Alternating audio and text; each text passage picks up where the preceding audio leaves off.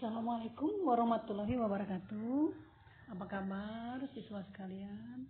Kali ini pelajaran kita mengenai pembangunan ekonomi.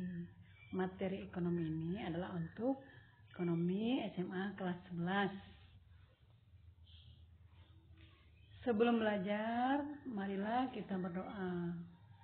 Berdoa mulai. Selesai. Pengertian pembangunan ekonomi. Pembangunan ekonomi adalah suatu proses kenaikan pendapatan total dan pendapatan per kapita dengan memperhitungkan adanya pertambahan penduduk dan disertai dengan perubahan struktur ekonomi dan pemerataan pendapatan bagi penduduk suatu negara. Ini mengenai pengertian. Sekarang perbedaan antara pertumbuhan ekonomi dan pembangunan ekonomi. Pertumbuhan ekonomi keberhasilannya lebih bersifat kuantitatif, yaitu adanya kenaikan dalam standar pendapatan dan tingkat output produksi yang dihasilkan. Sedangkan pembangunan ekonomi lebih bersifat kualitatif, bukan hanya pertambahan produksi, tetapi juga terdapat perubahan-perubahan dalam struktur produksi dan alokasi input pada berbagai sektor perekonomian, seperti dalam lembaga, pengetahuan, sosial, dan teknik. Indikator pembangunan ekonomi. Indikator yang pertama adalah peningkatan pendapatan nasional. Berarti kalau pendapatan nasional meningkat, berarti pembangunan ekonomi itu berhasil maksudnya.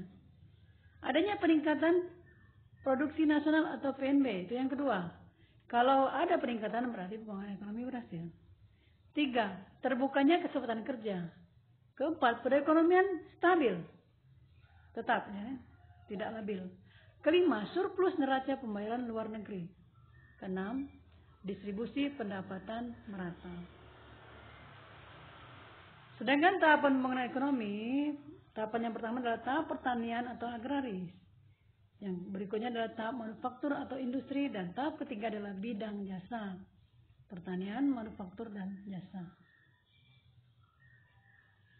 Masalah pembangunan ekonomi antara lain masalah kemiskinan, pengangguran, ketimpangan distribusi pendapatan, dan tingginya angka pertumbuhan penduduk.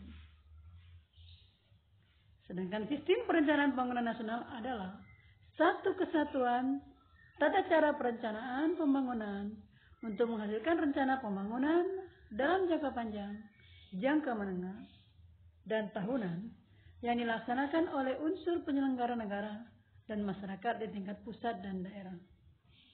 Ya, ini hanya sekedar rangkuman. Terima kasih telah menonton. Mudah-mudahan rangkuman ini bisa dimengerti. Wabillahi taufiq wal hidayah. Wassalamualaikum warahmatullahi wabarakatuh.